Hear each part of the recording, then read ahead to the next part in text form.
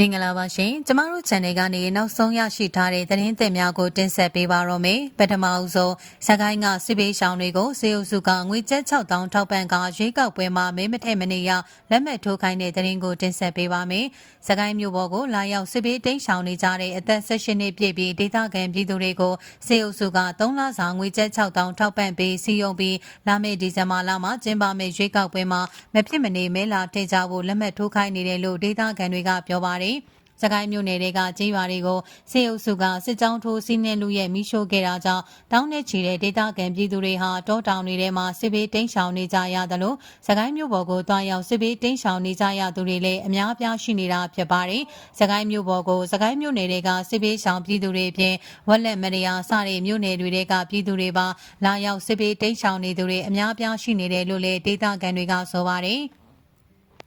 အဲဒီလိုစကိုင်းမြို့ပေါ်မှာလာရောက်စစ်ပေးတိမ်းရှောင်နေကြတဲ့ဒေသခံပြည်သူတွေကိုစေအုပ်စုက3လစာငွေကြေးထောက်ပံ့ပေးစီယုံနေပြီးငွေလက်ခံရယူခဲ့တဲ့ဒေသခံတွေကိုရွေးကောက်ပွဲမှာမဖြစ်မနေမဲလာထည့်ဖို့လက်မှတ်ထိုးခိုင်းနေတယ်လို့ဒေသခံတွေကဆိုပါတယ်။စကိုင်းမြို့ပေါ်မှာကတမျိုးလုံးနီးပါးစစ်ပေးရှောင်တွေကရှိနေတာစကိုင်းတောင်ရိုးဘက်မှာလည်းကျောင်းတွေမှာရောစစ်ပေးရှောင်တွေရှိနေတာအဲဒီစစ်ပေးရှောင်တွေကအသက်18နှစ်ပြည့်ပြီးတဲ့သူတွေကိုတစ်လကို2000နှုန်းနဲ့3လစာစေအုပ်စုကငွေတွေပေးနေတာငွေလက်ခံယူတဲ့သူတွေကိုမဲမထည့်ရမနေ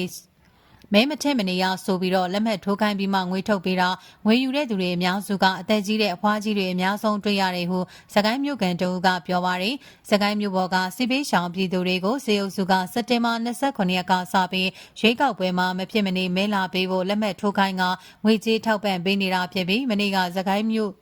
စင်မြောင်းရှင်ဘုရားနဲ့ပါရမီရက်ကွက်ကရှေ့စည်းကုံကြီးဖျားမှာစစ်ပေးတိန့်ရှောင်သူတွေကိုလက်မှတ်ထိုးခိုင်းပြီးငွေကြေးထောက်ပံ့ပေးခဲ့တယ်လို့စကိုင်းမြို့ကန်တွေကပြောပါတယ်စေအုပ်စုကစကိုင်းမြို့ပေါ်မှာလူငယ်တွေကိုစစ်မှုထမ်းမှုဖမ်းဆီးပေါ်တာဆွေးနေတယ်လို့တစ်ဖက်မှာလည်းစစ်ပေးရှောင်ပြည်သူတွေကိုရွေးကောက်ပွဲမှာမဲထည့်ဖို့ငွေပေးစည်းရုံးနေတာဖြစ်တယ်လို့မြို့ကန်ပြည်သူတွေကဆိုပါတယ်